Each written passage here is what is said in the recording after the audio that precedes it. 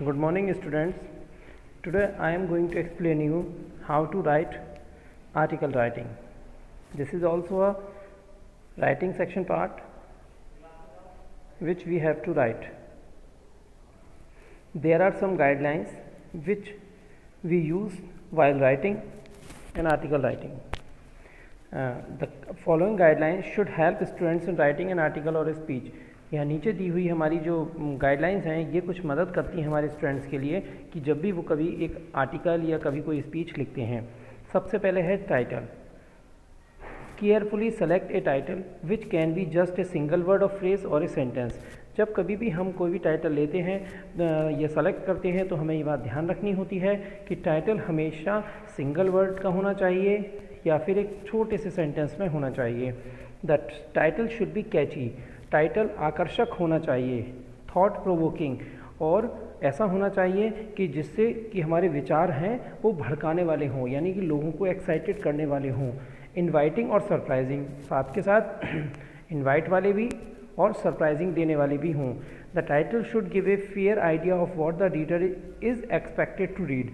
Title ऐसा एक fair विचार वाला होना चाहिए जिसमें रीडर उम्मीद करता हो या हम रीडर से उम्मीद करते हो कि वो उसको पढ़े.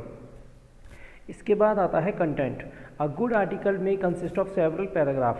जब एक हमें कोई आर्टिकल लिखते हैं तो इसमें हमारा कुछ पार्ट्स होते हैं, कुछ पैराग्राफ्स हमें लिखने पड़ते हैं.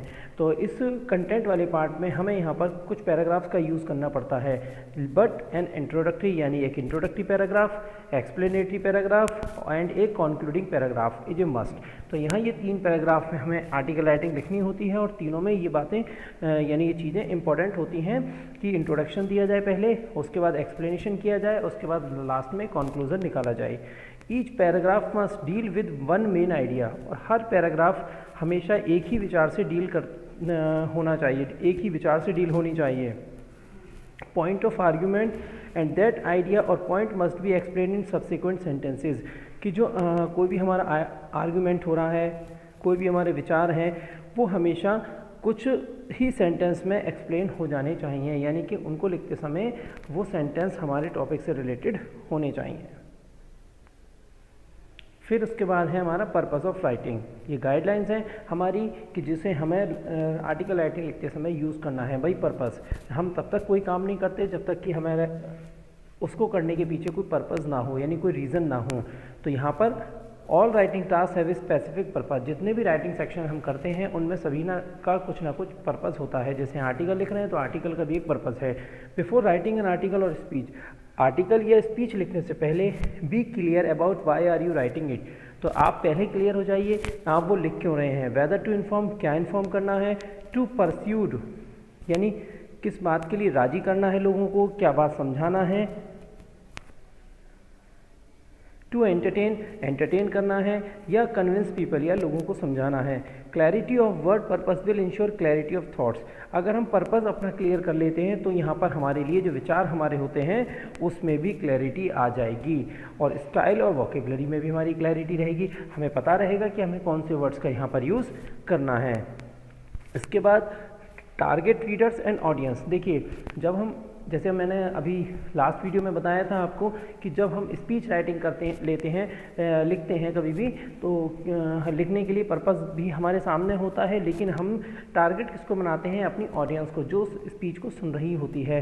तो पर्पस इसलिए, टारगेट वो इसलिए होते हैं कि अगर मान लीजिए उन्हें इंटरेस्ट नहीं आएगा, उन्हें हमारी बात समझ में नहीं आएगी, तो वो वहाँ पर क्यों रुकेंगे, वो चले जाएंगे. तो इसी तरीके से आर्टिकल राइटिंग पढ़ेगा कौन, रीडर. तो रीडर के लिए भी ये होना चाहिए कि हमें उनकी फीलिंग्स को जानते हुए, उनके बारे में सारी चीज़ों को नॉलेज में रखते हुए उनके अकॉर्डिंग हमें यहाँ पर उनको टारगेट बनाना चाहिए. You have to be clear about who are your readers, audience. आपको इस बारे में क्लियर रहना चाहिए कौन आपका रीडर है, कौन आपकी ऑडियंस है. कि जैसे राइटिंग और स्पीकिंग फॉर स्टूडेंट, जैसे मान लीजिए आप राइटिंग कर रहे हैं बच्चों के लिए, एजुकेटेड पीपल के लिए, एक्सपर्ट्स के लिए किसी सब्जेक्ट पर, lemon very in many respect, या किसी और अलग पार्ट के लिए. Again if you are writing for a newspaper, अगर आप न्यूज़पेपर के लिए, स्कूल मैगजीन के लिए, एस्से के लिए, कंपटीशन के लिए, पब्लिक स्पीकिंग कॉन्टेस्ट के लिए लिख रहे हैं, तो यहाँ हमारे टारगेट इन्हीं के अकॉर्डिंग हमारे होंगे. अगर हम बच्चों के लिए लिख रहे हैं तो बच्चे हमारे टारगेट होंगे. हम स्कूल मैगजीन के लिए दे रहे हैं तो जो पढ़ने वाले मैगजीन के जो भी पर्सन पढ़ेंगे वो हमारे यहाँ पर टारगेट होंगे। तो हमें ये ध्यान रखना है सबके इंटरेस्ट के बारे में। उसके बाद the techniques and style and choice of words very to a great extent. जो टेक्निक या जो स्टाइल हम यहाँ पर यूज़ करते हैं वो हमेशा एक बहुत बड़े अच्छे स्तर पर होनी चाहिए, यानी हमेशा चेंज होती रहनी चाहिए, अच्छे अच्छे वर्ड्स का यहाँ यूज़ करना चाहिए। Therefore be sure before you right N article और स्पीच, इसलिए हमें पहले से ही कर लेना चाहिए, पहले से प्लानिंग कर लेनी चाहिए कि हमें आर्टिकल लिखने से पहले। इसके बाद आता है हमारा प्लानिंग, यानी जब हम कोई भी काम स्टार्ट करते हैं तो हमें सबसे पहले उस बात की प्लानिंग करनी होती है। बिफोर यू स्टार्ट राइटिंग, यानी राइटिंग लिखने से पहले read the questions and the accompanying instructions. तो हम लोग क्या करते हैं भाई, क्वेश्चंस को पढ़ते हैं, जो भी हमें क्वेश्चन दिया गया आर्टिकल राइटिंग का, और साथ के साथ उसके जो इंस्ट्रक्शंस दिए गए हैं, निर्देश दिए गए हैं, हमें उनको भी केयरफुली देखना पड़ता है। Make use of the given hints, और उसके बाद जो हमें हिंट दी गई होती हैं हम उनका यूज़ करते हैं। नोट्स, पॉइंट्स, विजुअल, जो भी चीज़ें होती हैं हमारी, विजुअल हो, पॉइंट्स हो, नोट्स हो, सबका यूज़ करते हैं। Organise your thoughts and note them down रफली। उसके बाद हम अपने विचारों को उस टॉपिक के अकॉर्डिंग तैयार करते हैं और रफली लिखना शुरू कर देते हैं। Make use of the relevant thoughts and ideas, हमेशा ध्यान रखें उन थॉट्स का या आइडियाज़ का इस्तेमाल करें जो रेलिवेंट हों, जो संबंधित हों आपके टॉपिक से। Also before you begin to actually write decide on the number of paragraphs, और ये बात आप शुरुआत करने से पहले ये डिसाइड कर लें कि कितने जो पैराग्राफ हैं उनके बारे में, कि यूनिट जिनकी आपको ज़रूरत है, and what major idea each of this paragraph will contain, कितने बड़े बड़े विचार इनके अंतर्गत, यानी इन पैराग्राफ में हमें वो सारी बातें लिखनी होंगी। इसके बाद आता है सबसे most important part, vocabulary and grammar part. Use adequate range of vocabulary, ज़्यादा से ज़्यादा मात्रा में हम वोकेबलरी और ग्रामेटिकल स्ट्रक्चर्स का इस्तेमाल करें। Do not use high sounding and flowery language, और ज़्यादा हाई साउंडिंग वाले वर्ड या फ्लोरी लैंग्वेज वाले वर्ड्स ना यूज़ करें हम यहाँ पर। अवॉइड रिपीटेशन से बचें, यानी बार बार उन्हीं वर्ड्स को रिपीट करने के लिए, सेंटेंस को रिपीट करने से बचें। Use a variety of word specific to the given topic, और ऐसे वर्ड्स का यूज़ करें जो हम जो टॉपिक ले रहे हैं आर्टिकल लिखने के लिए वो उससे रिलेटेड हों। उसके बाद आता है यूनिटी मतलब एकता। Each paragraph should deal with only one major idea, जितने भी हम पैराग्राफ लिख रहे हैं 3 पैराग्राफ्स, उनका तीनों से एक दूसरे से संबंध होना चाहिए, एक दूसरे के साथ में वो एक ही आइडिया से रिलेटेड होने चाहिए। Which is conveyed in a single sentence, जो एक सिंगल सेंटेंस में हमें बताया जा रहा है, जिसको हम टॉपिक सेंटेंस कहते हैं, यानी जो टॉपिक हमने लिया अंदर जो भी पैराग्राफ हम लिख रहे हैं वो सारे उसी टॉपिक से रिलेटेड होने चाहिए। All other sentences should contain supporting ideas, और जो बाकी के सेंटेंसेज होते हैं उनमें सपोर्टिंग आइडियाज़ होने चाहिए, यानी कि जो उनसे सपोर्ट करने वाले हों। अब आता है कोहेरेंस का मतलब होता है आपका तालमेल बैठाना। तालमेल यानी प्रॉपर अरेंजमेंट। भाई जब चीज़ हम कोई चीज़ तैयार करते हैं तो हमेशा प्रॉपर अरेंजमेंट देखते हैं कि भाई उनका रिलेशन क्या है एक दूसरे के साथ जोड़ते हुए। And inter relation of ideas and sentence, यानी जो भी हम आइडियाज़ या जो भी सेंटेंस हम यूज़ कर रहे हैं उनका को रिलेशन होना ज़रूरी होता है। इफ़ इन ए पैराग्राफ, अगर किसी पैराग्राफ में वन आइडिया और सेंटेंस, कोई भी एक आइडिया या कोई भी sentence leads to another in such a manner, वो किसी अलग तरीके से अगर लेकर जाता है in a continuous logical progression of thoughts, तो वहाँ पर एक लगातार जो हमारा प्रगति है विचारों की वो लगातार होती रहती है। It will have the quality of coherence और क्लैरिटी, अगर ऐसा हम करते हैं तो इससे हमारी जो वर्ड्स हैं उनमें क्लैरिटी रहेगी और कोहेरेंस रहेंगे, यानी तालमेल रहेगा हमारे टॉपिक के साथ में। इसके बाद आता है research on a topic leads to good writing. भाई जब हम भी कोई टॉपिक लेते हैं तो सर्च करते हैं, उसको ढूंढते हैं अच्छा सा टॉपिक लेने के लिए। Information on any topic can be easily collected, और जब हम लिख रहे हैं तो उसके बारे में इंफॉर्मेशन हम कलेक्ट कर सकते हैं आसानी से, बुक से ले सकते हैं, न्यूज़पेपर से, मैगजीन से, वेबसाइट से। Students who their research will never fail short of points to write on, बच्चे जो अपनी रिसर्च खुद करते हैं तो वो कभी भी मुझे लगता है कि वो उनके पास इंफॉर्मेशन की कमी नहीं होगी। इसके बाद difference between an article and speech. Article and speech are quite similar. Speech और आर्टिकल एक जैसे लगते हैं। Speech begins with a formal address, लेकिन स्पीच जो होती है वो फॉर्मल एड्रेस से शुरू होती है ऑडियंस के लिए, and is more conversational in style, और वो ज़्यादातर कैसी होती है, संवाद संबंधी होती है, यानी एक दूसरे से बातचीत होने वाली होती है। Speech can conclude with A thank you, और जबकि स्पीच में हमें थैंक यू वर्ड्स का भी यूज़ करना पड़ता है, और जबकि स्पीच में आपके आर्टिकल राइटिंग में ऐसा नहीं होता। ये एक हमने एग्जांपल लिया है वाटर पॉल्यूशन प्रॉब्लम्स का। तो लिखने के लिए हमने पहले टॉपिक का नेम डाला, उसके बाद बाय मनीष श्रीवास्तव। आपने जब कभी भी न्यूज़पेपर पढ़ा हो, उसमें कोई आर्टिकल्स आते हैं तो वहाँ पर भी हम लोग देखते हैं कि जो नेम रहता है पर्सन का वो लिखा हुआ होता है कि वो आर्टिकल देने वाला पर्सन है कौन। तो आपको यहाँ पर भी लिखते समय यहाँ मैंने एक अलग से नेम ले लिया है, मनीष श्रीवास्तव, आप अपना नाम लिख सकते हैं। Water pollution has become a growing concern over the last century as more and more waste is being disposed of in our oceans. Water pollution आज एक बहुत बड़ा कंसर्न बन गया है, बहुत बड़ा एक समस्या बन चुकी है पिछली सदी से, और ज़्यादा से ज़्यादा जो वेस्ट है वो डिस्पोज हो रहा है हमारे ओशियंस में, रिवर्स में, यानी लेक्स में। यानी लोग अपने वेस्टेज को नदियों में, झीलों में, तालाबों में, इन सब में डाल रहे हैं। This increase in pollution is harming our food supply. और जब ये पॉल्यूशन बढ़ रहा है तो इसके कारण हमारे खाने की जो सप्लाईज है वो भी इफेक्टेड हो रही है।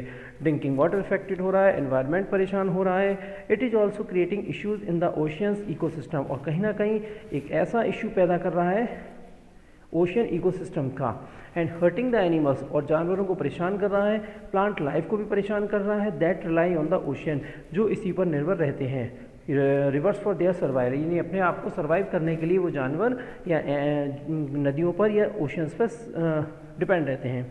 Water pollution is caused by the intentional और unintentional release of toxic chemical. Water pollution किसके कारण हो रहा है? कुछ लोगों की, या तो ये कहें इंटेंशनल मतलब जानबूझ के छोड़ा गया, या फिर अनइंटेंशनल मतलब अनजाने में, किस बात को? रिलीज ऑफ टॉक्सिक केमिकल्स, यानी जहरीले पानी को या जहरीले मटेरियल्स को या कुछ नुकसानदायक चीज़ों को जब हम वाटर बॉडीज़ में छोड़ देते हैं तो पानी वो प्रदूषित हो जाता है, फिर वो पीने योग्य नहीं रहता। तो इस पार्ट में हमने जितने भी वर्ड सेंटेंस लिए वो एक दूसरे से रिलेटेड हैं, और केवल जो हमारा टॉपिक था वाटर पॉल्यूशन उसी को लेकर इसमें हमने बात करी है। Without proper disposal or filtration of these pollutants, they can spread throughout the water and affect all living animals and organisms that came into contact with it by contaminating any living that requires water for survival.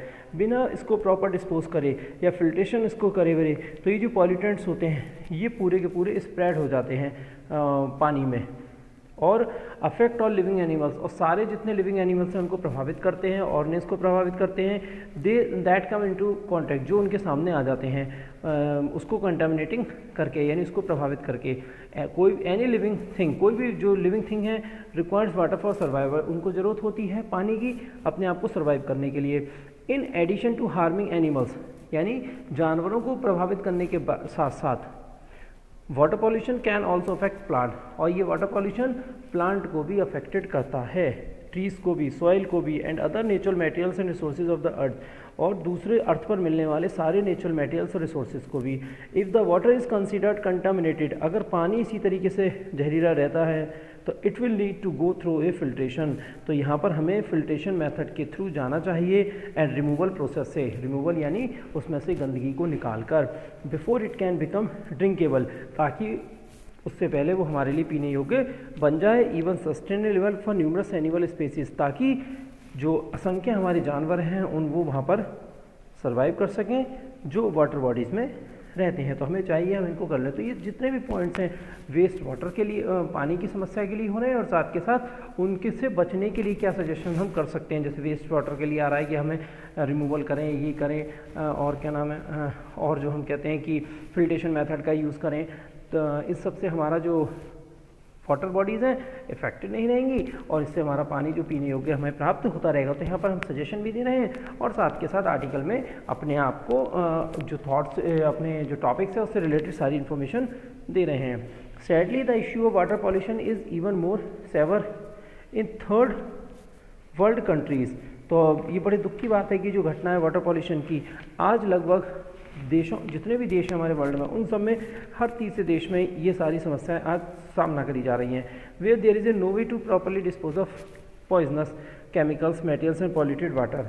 तो ये जितने भी हैं हमारे वहाँ पर कोई भी ऐसा प्रॉपरली एक डिस्पोज करने के लिए मेथड नहीं है कि जिसमें केमिकल्स को, मटेरियल्स को या पॉल्यूटेड वाटर को आसानी से साफ़ किया जा सके, ट्रीट किया जा सके। Finding a way to develop cheap filtration system, तो हमें ज़रूरत है कि एक ऐसा चीप फिल्ट्रेशन सिस्टम ढूंढें जिसे हर कोई यूज़ कर सके, एंड बेटर वेस्ट डिस्पोजल, और एक ऐसा तरीका ढूंढें जो हर वेस्ट चीज़ को अच्छे से डिस्पोज कर सके। वो गोइंग टू बी वाइटल, जो एक वाइटल होने जा रहा है, a vital steps towards improving the health of our drinking, जो कहीं ना कहीं हमारी जो ड्रिंकिंग है वाटर है हमारे लिए, उसकी पावर को या फिर उससे हमारी हेल्थ को इम्प्रूव कराएगा। And the bodies of water that surrounds, और वो वाटर बॉडीज़ जो हमारे आसपास होती हैं। तो इस तरीके से ये हमने एक आर्टिकल राइटिंग लिखी अपने शब्दों में। तो इसमें हमने टॉपिक जो था हमारा वो ऐसा लिया कि जिसमें